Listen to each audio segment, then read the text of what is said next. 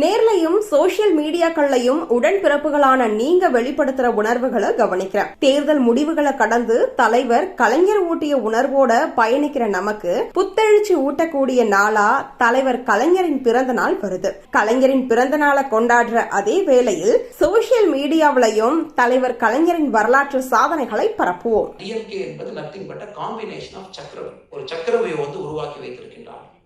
அந்த சக்கரவியை சரியா எக்ஸ்பிளைன் பண்ணணும் அப்படின்னா, டிஎம்கே அப்படிங்கிறது சென்ட்ரல் இருக்கக்கூடிய ஒரு கட்சி, ஒரு குடும்பம், ஒரு ஃபேமிலி இருக்காங்க. அதனுடைய அவுட்டர் லேயர் என்பது இந்த பொய்யையே தொடர்ந்து சொல்வதற்கு ஒரு பெய்டு ஏஜென்ட் போல. அது சில ஜேர்னலிஸ்டா இருக்கலாம், சில அமெரிக்காவில் படித்த பிலாசபர்ஸா இருக்கலாம்.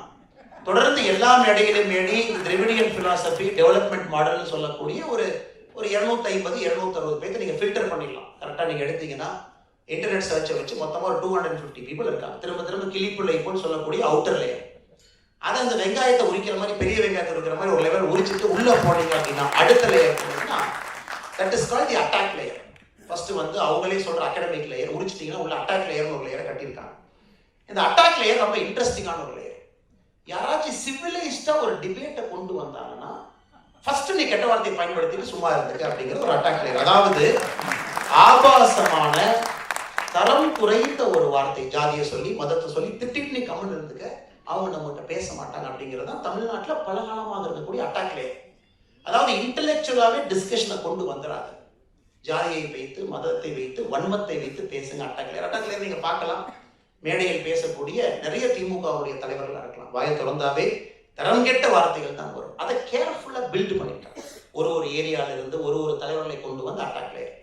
இந்த அட்டாக் லேயரையும் பெரிய வெங்காயத்தை உரிக்கிறது கூட உரிச்சு எடுத்துட்டு மறுபடியும் உள்ள போனீங்கன்னா இன்டெலெக்சுவல் லேயரை உரிச்சாச்சு, அட்டாக் லேயரை உரிச்சாச்சு.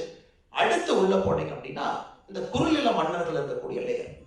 அதாவது 1967 இருந்து கேர்ஃபுல்லா அங்கங்க குறுநில மன்னர்களை வளர்த்து விட்டு இந்த ஏரியா நேர்ந்து விட்ட மாதிரி நீ பார்த்துக்க, இந்த ஏரியா நீ பார்த்துக்க, யாரும் வராம பார்த்துக்க, திருச்சிக்கு ஒருத்தர், கோயம்புத்தூருக்கு ஒருத்தர், விழுப்புரத்துக்கு ஒருத்தர், இந்த மாதிரி குறுநில மன்னர்கள் அமர்ந்திருப்பாங்க. இந்த குறுநில மன்னர்களை பாதுகாப்பது தான் அந்த முதல்ல இருக்கக்கூடிய 2 லேயருடைய வேலையை. இன்டெலெக்சுவல் சோகால்ட் இன்டெலெக்சுவல் லேயரோ அட்டாக் அண்ட் அபியூஸ் லேயரோ இந்த குறுநில மன்னர்களை பாதுகாப்பு. இந்த குறுநில மன்னர்கள் எந்த டிவி டிபேட்லையும் மாட்டிக்கூடாது, எங்கேயுமே வாய் திறந்து அவங்க இக்னோரன்ஸை காட்டிடக்கூடாது, எந்த மைக்கிலையும் பேசி எனக்கு ஒண்ணுமே தெரியாதுன்னு சொல்லிருக்காங்க. தமிழகத்தில் இருக்கக்கூடிய பாதி குறுநில மன்னர் அமைச்சர்கள் பார்த்தீங்கன்னா இந்த 3வது லேயராக கிட்டத்தட்ட ஒரு 40 ஆண்டுகளாக ப்ரொடெக்ட் செய்யப்பட்டு கொண்டு வந்திருக்கு. ஆனா இப்ப எதற்காக ஒரு அமைச்சரும் மாட்டிட்டு முடிக்கிறாங்கன்னு பாருங்க. ஏன்னா இவங்க எல்லாமே ரொம்ப காலமாக பாதுகாக்கப்பட்ட அமைச்சர்கள். அண்ணன் KN நேரு ஆரம்பித்து தங்கம் தென்னரசு அவர் வரை பார்த்தீங்கன்னா நேற்று ஒரு பெரிய டிபேட், நீங்க தமிழ் கையில போட்டீங்க. ஆமாங்கன்னா அதுக்கு தான் நாங்க ட்ராப் வச்சோம். ஸ்டாலின் அவர்களுக்கு என்ன போடலாம்? இத்தனை காலமாக எல்லாம் பாதுகாக்கப்பட்டவர். இப்ப இந்த சோசியல் மீடியா ஒரு right wing ecosystem build ஆகி, குறிப்பாக இங்க இருக்கக்கூடிய தலைவர்கள் எழுத்து மூலமாக நீங்க அடிக்க ஆரம்பிச்சதே முதல் 2 லேயர் உரிச்செடுத்தாச்சு. இப்ப 3வது லேயர் எக்ஸ்போஸ் ஆகும். இந்த திராவிட மாயை பார்த்தீங்கன்னா ரொம்ப பியூட்டிஃபுல்லா அந்த சக்கரவியூ கான்செப்டை சொல்லாம சொல்லியிருப்பார். அவங்க எல்லாம் எக்ஸ்போஸ் ஆகிறாங்க. இன்டெலெக்சுவல் பேங்க்ரப்சி, எந்த விஷயத்தையும் எங்கேயும் பேச முடியாத ஒரு சூழ்நிலை. எங்க போய் ஒரு 4 பேர் ஆங்கிலத்தில் பேசினா கூட திரும்ப பேச முடியாது. இவ்வளவு பேசுறாங்க. எந்த ஒரு IAS அதிகாரிகளோ IPS அதிகாரிகளோ நீங்க டெல்லி போய் தமிழ்நாட்டு கொண்டு வாங்கிட்டு வாங்கன்னா தமிழகத்தில் இருக்கக்கூடிய 90% அமைச்சர்கள் இங்க நம்ம ஃபிளைட்டை ஏற்றி விட்டா ஏறுவாங்களே தவிர சொந்தமா ஏறக்கூட முடியாத நிலைமையில தான் இருக்கு. ஏன்னா ஆங்கிலத்தில் படிச்சு பேசி ஏறாங்க. டெல்லியில போய் இறங்கினதுக்கு அப்புறம் அபிஷியல் காரணத்தில் ஏறி போயிடறாங்க. அங்கேயும் பார்த்தீங்கன்னா ஒரு டிரைவர்கிட்ட ஹிந்தியில பேசி தம்பி நாளைக்கு இங்க கூட்டிட்டு போப்பாங்க. அதனால் அவங்களுடைய அலுவலகத்தில் இருக்கக்கூடிய அதிகாரிகளை எடுத்து விட்டு நீங்களாக தனியாக டெல்லி சென்று தமிழகத்திற்கு ₹1 வாங்கிட்டு வாங்கன்னா 90% அமைச்சர்கள் முடியாது. Third layer.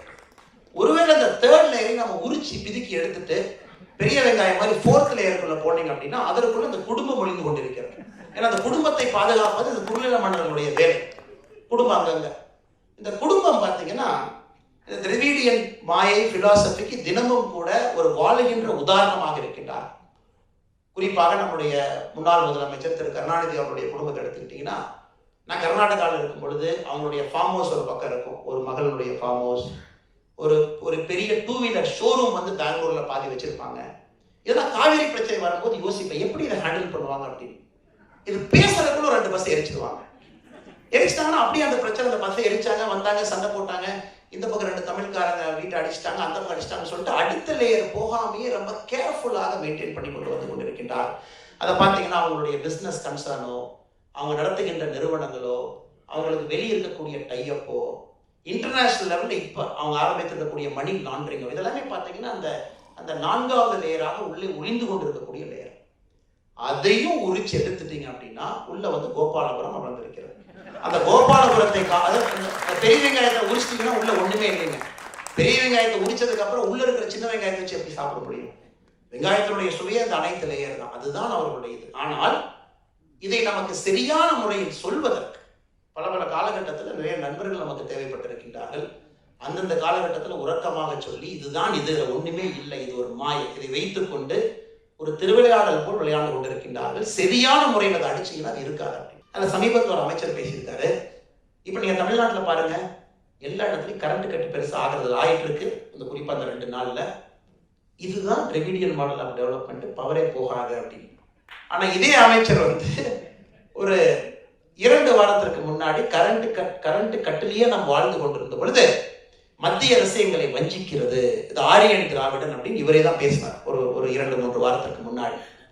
நாளைக்கு முதலமைச்சர் பேசுவதற்காக நீங்க காத்து கொண்டிருக்கின்றேன். நாளைக்கு சொல்லுவாரு, இந்த கோடை காலத்துல நீங்க பெருசா வெப்பம் இல்லாம தப்பிச்சுக்கிட்டீங்க, திராவிடியன் மாடல் ஆஃப் டெவலப்மெண்ட்னால மழை வந்துச்சு, நாளைக்கு சொல்லுவார். அதையும் அதாவது சம்பந்தமே இல்லாம என்ன நடந்தாலும் கூட அதற்கு உரிமை கொண்டாடுவது தான் திராவிடியன் மாடல் ஆஃப் டெவலப்மெண்ட் அப்படின்னு ஒரே வார்த்தை. என்ன நடந்தாலும் கிரெடிட் எடுக்கும். காசன் எஃபெக்டை பத்தி பார்த்தா எதா இருந்தாலும் இது நாங்க தான் அப்படிங்கிறது இது நடந்து கொண்டே இருக்கிறது. இதில் குறிப்பாக அதிகமாக பேசுவது நாங்கள் ஆட்சிக்கு வந்த பிறகு 1967க்கு பிறகு நம்முடைய மாநிலத்தை பாருங்க, டெவலப்மெண்ட்டை பாருங்க, இண்டிகேட்டரை பாருங்க, டெவலப்மெண்ட் மெஷர்ஸ் ஆஃப் எதா இருந்தாலும் நீங்க எடுத்து பாருங்க அப்படின்னு பேசுவோம்.